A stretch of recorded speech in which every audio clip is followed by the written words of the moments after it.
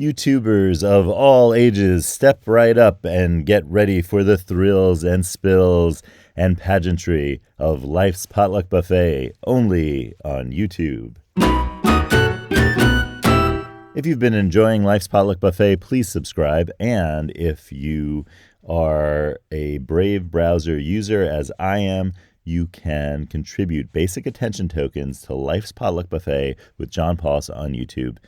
Thank you for your support, and thank you for listening.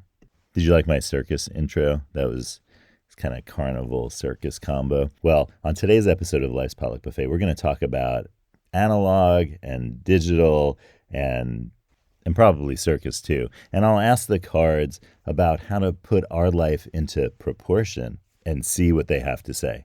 The reason I said proportion is because our key word for today is analog. And in modern terms, analog dates from the mid-20th century, really when it started getting used for talking about devices like computers that represented things like, say, the pressure of sound waves in a continuous fashion. So a really good example of analog representation of something is what I talked about yesterday when that anthropologist went to China in 1901 and recorded on cylinders, wax cylinders, performances of folk opera, among many other things.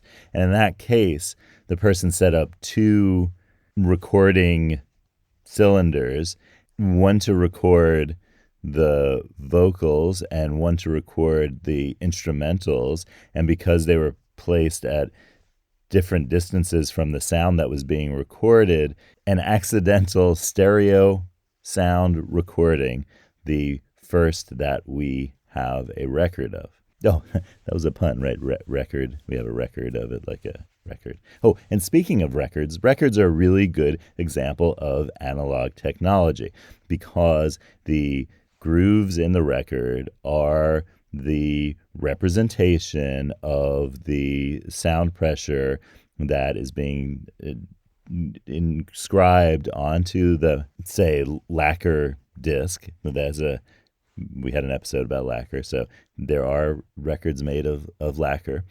The sound waves and the pressure that the sound causes gets picked up, and that gets represented on the record as continuous grooves that when a needle is run over those transcriptions that have all of those changes in pressure transcribed on them, the sound can get amplified and converted into sound waves that are re-represented in that fashion. That's also analog in the way that the speakers work, because the signal of those records gets transferred to the parts in the speakers that then represent that recording. So, and it's continuous. There's no translation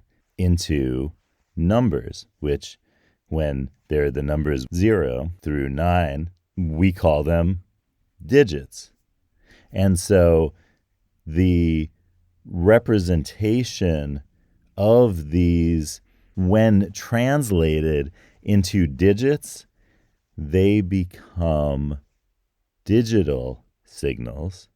In the case of the digital computers and digital devices of today, they get turned into digital signals that are binary.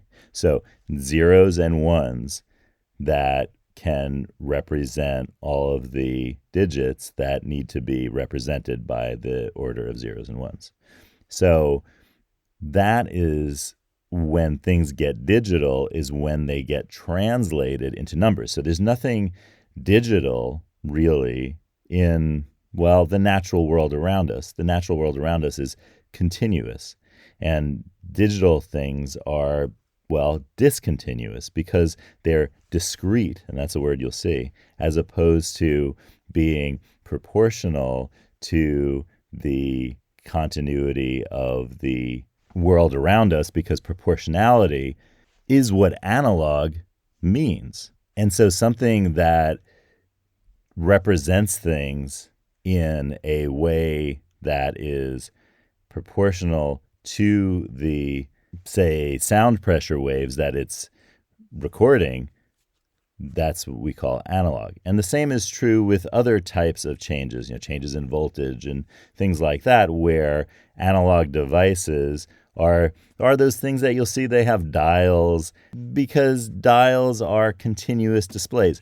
You can have an infinite number of divisions of space within that dial. There's no limit to where exactly the dial can be, because it could be in any little space. Whereas with things that are digital, you could only have a 1 or a 0, or in the case of the translation of it into all of the digits, 0 through 9.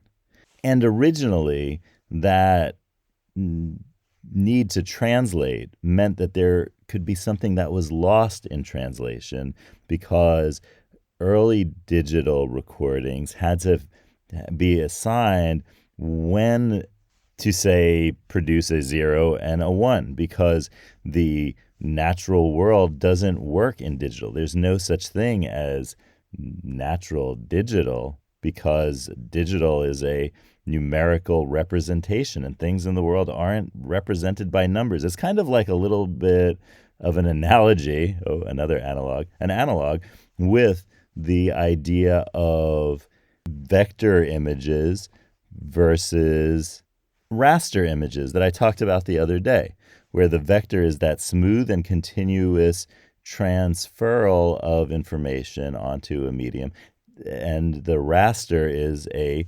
digitization of the image and light information into pixels.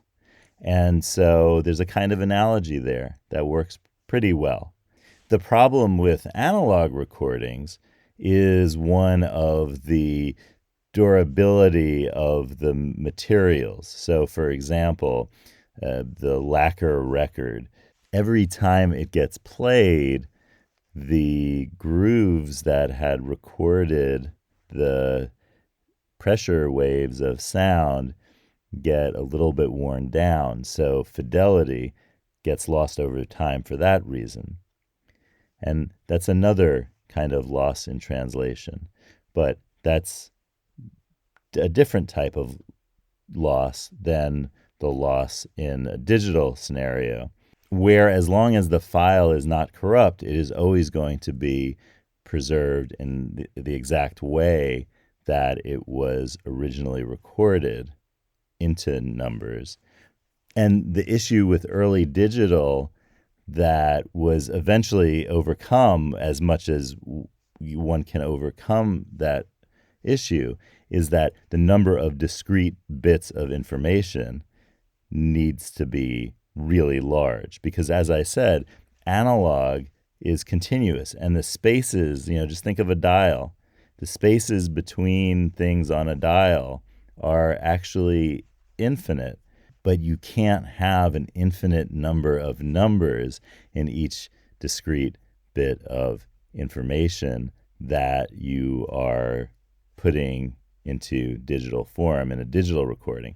So it's just a matter of having a much, much greater, what's called sample rate than early on. That's why we can have such high fidelity digital sound.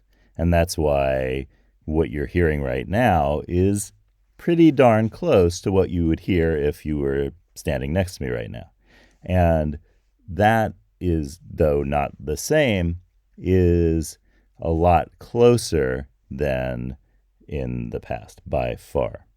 And really everything we have in terms of, say, this podcast that you're listening to, in terms of the sound, is a conversion of these, say, sound pressure waves into analog, into digital, and then back into an analog form through a speaker that is able to provide those pressure waves that they move the anatomy of your ear so that you can hear me and hear what I'm saying.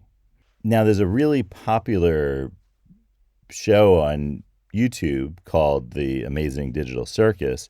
And there's also, I'll let you know, in true Life's Potluck Buffet fashion, an amazing analog circus. It's actually in Dubai. And there's not quite a circus as you would think about it, with the various acts under a big top, that kind of circus.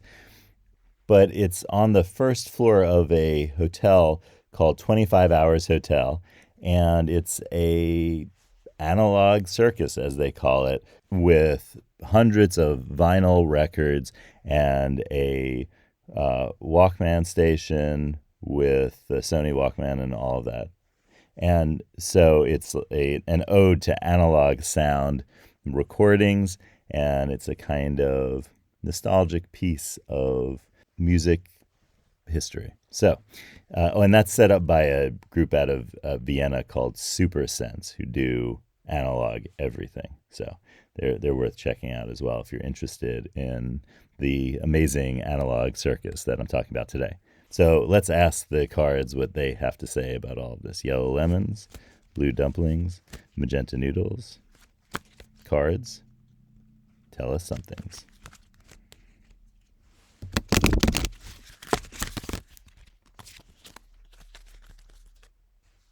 It's card 24. Treat today as tomorrow. How fitting for our nostalgic look into analog recording.